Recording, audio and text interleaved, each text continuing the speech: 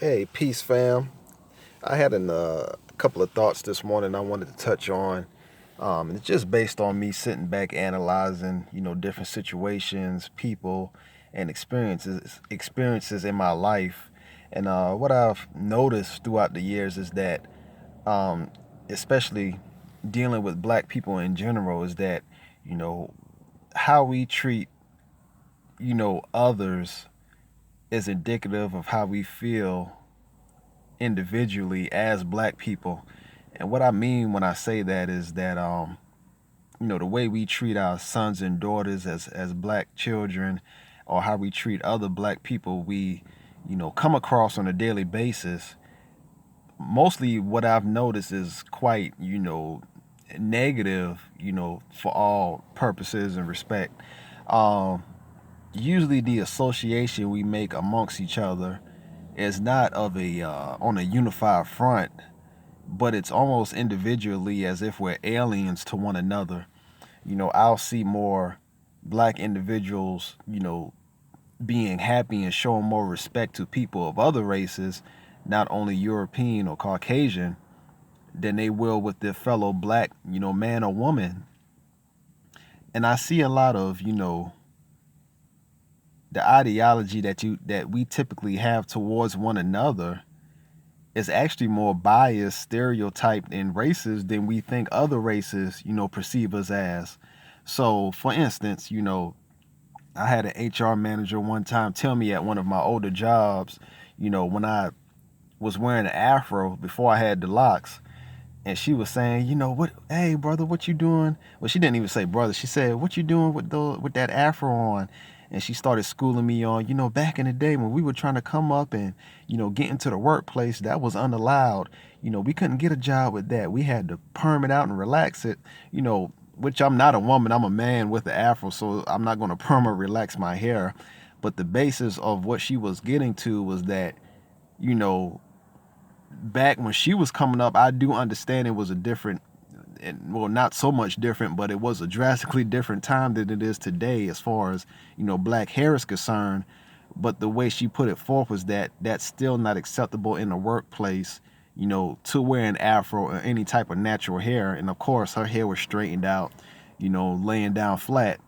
So my basis for explaining that is, knowing that black people have a natural type of hair and our hair grows a certain way and is not synonymous to what we see on our white counterparts here in this country or throughout the world, we're not acceptive of who we are as a people. And since we can't accept us, going out looking like that or adopting an ideology or style such as that, we become biased towards our own people, and subjugate them to our biasness and racism and stereotyping, saying that, oh, that person is not serious about their professional life or not really contributing anything, to the specific society, because of the way they choose to look or dress. So if you can't accept the fact that, this is how our people are, this is how they look, because they haven't adopted some type of, style, from the oppressor, that tells a lot of how you think of yourself individually as a person. Another example is that, even the job I work on now, when I come in every day, I'm usually real hardcore about, speaking to my people and uplifting them on a daily basis. I know the type of BS we deal with regularly, from whoever. But what I see is that, when we speak to each other, not just me, even when I witness other interactions between black people, it's a real, kind of negative vibe. It's not so emphasized, and it's almost like a, oh, I see you here and on the plantation as well kind of attitude, which is true in some aspects. We know that we're temporarily, abiding by someone else's rules and regulations, and we might not have the power that we, want to have. But then when I turn around and look, these same individuals, they're cracking up and cheesing and, you know, emphasizing how happy they are to their white counterparts, without the white counterparts even, interacting back with them. So that shows me is that you apparently don't respect yourself as a black person to show that type of generosity or humbleness towards your own people, but you're willing to jump up and put on a certain attitude or persona, you know, uh, uh, for another race, basically. And we may not think deeply about that, but that shows the psychological damage that black people have and are dealing with on a regular basis in this country when we're unable to interact with each other on that same level that we tend to interact with those our white counterparts. And I see this all throughout, society. You see this at fast food restaurants, you see this at regular restaurants, you see this in the grocery store. You'll walk into a store, no one speaks to you as far as the black employees are concerned. And you're like, okay, maybe they're just busy. But me, like I said, I'm a real a person that likes to concentrate and view things and analyze things. So I'll see another individual come behind me in the store or a restaurant who is white, and what do you hear? Good afternoon, good morning, how are you doing today? And these people don't even speak back when they put that much effort into it. So it's like, how, and it's not just me. Like I said, my situation is not individualized. I witness a lot of this going on an everyday basis. So it's almost like you don't respect yourself enough to see that, someone that looks like me and more than likely is dealing with the same social economical situations I'm dealing with. I don't have enough fortitude or respect to speak to that person, and recognize them, but I can do it to, another race or whatsoever. I can do it to a white person or whosoever. It just shows the level of respect we have amongst each other.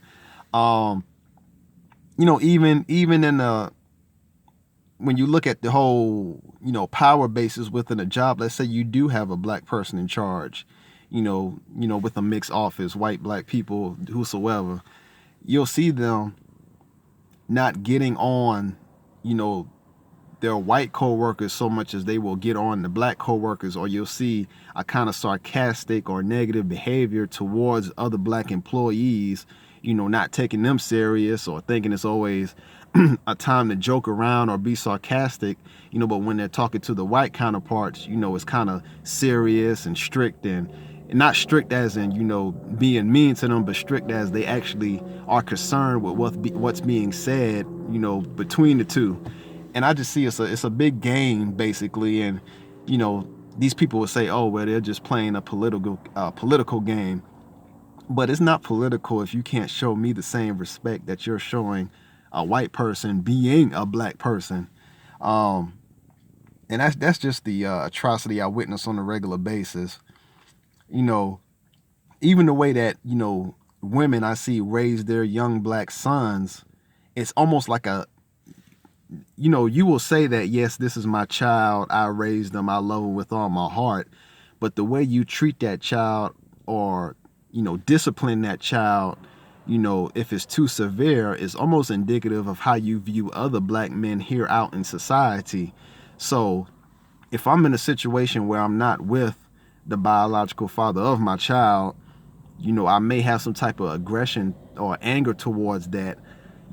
I may, convey emotions, or attitudes towards that child that he typically doesn't deserve, but it's because of the father who I'm reminded of on a regular basis. I'm acting out in anger because of that. I've heard women say that, oh, he's asking about his father. He acts so stupid sometimes. And the child isn't really stupid. You really want to call the father stupid. So even the way that we raise our children, as black children, the way that we raise them is kind of indicative of how we view ourselves outwardly, or how we view ourselves internally. We feel like, black is nothing to be respected anymore, or, there's some type of aggression we have to take out, unconsciously towards us being black, because as you've heard many black scholars say, African Americans at this time, they may look black, but they think white, meaning that we've adopted so many European ideologies and customs that anything, related to anything black culturally or whatsoever, we fully dismiss that. And it's not intentionally, almost it was on purpose, being that we've been brainwashed since slavery, to exclude or not have any type of cultural identity. So it's not all the way our fault. It was done on purpose to kind of brainwash us as a people. But in this day and age where information is so free and so massive, there's no reason that any person should not be able to delve into their particular, historical ties, going back however far.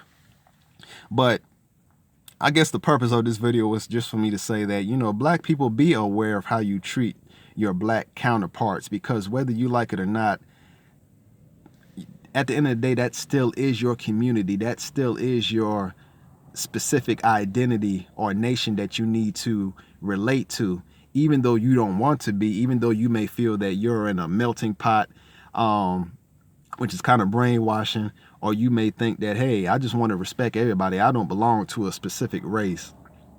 At the end of the day, even with white people, you see that they can rally around similar ideologies or come together for one another when the time calls for it.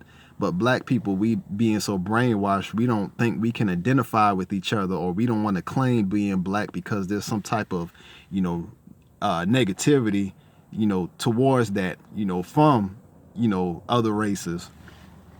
And that's particularly why we are unable to build any type of nation or have any kind of black consensus on anything. Every time I turn on the TV, there's always some new black forum. In 2017, we're talking about problems in the black community. Why are we still, it needs to be addressed, but why are we still having to, beg people to hear us or listen to us? It's because we're not looking at, acting as a unit or as a community. We still want the consensus of white people to say, hey, this is what's going on with us on a regular basis. This is wrong. This is what needs to be fixed. We still want white people to fix those things for us, instead of looking amongst each other and saying, hey, on a unified front, we can do this together, which I want to give credit to Minister Louis Farrakhan for doing, because at this particular time, I think he is, one of the major champions in trying to rally together black people, because he understands the power that has, and which is the reason he hadn't been touched in so many years, because he has basically a black army behind him.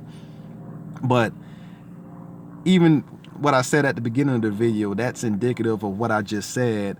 We don't have enough respect for ourselves individually to, when we look at other black people, we don't care or want to rally around anything, synonymous or that relates to our, similar struggles, because we hate to admit that at the end of the day that we're a black person living in America having to deal with police brutality, job disparity, educational issues, just being black. We hate to admit to that. We know what's going on, but it's almost an embarrassment, for us to admit to that we are dealing with that issue.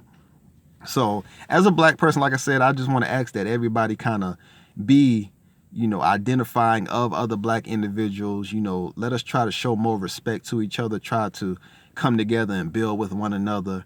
Stop looking at each other as, B's and N's and whatsoever, without even knowing each other. I know people that will call another black woman a bitch and doesn't even know the woman, or call another brother a nigga, and don't even know them, all because we look at them, and because we don't trust ourselves or like ourselves, we project that type of attribute to the other black person we're looking to or looking at.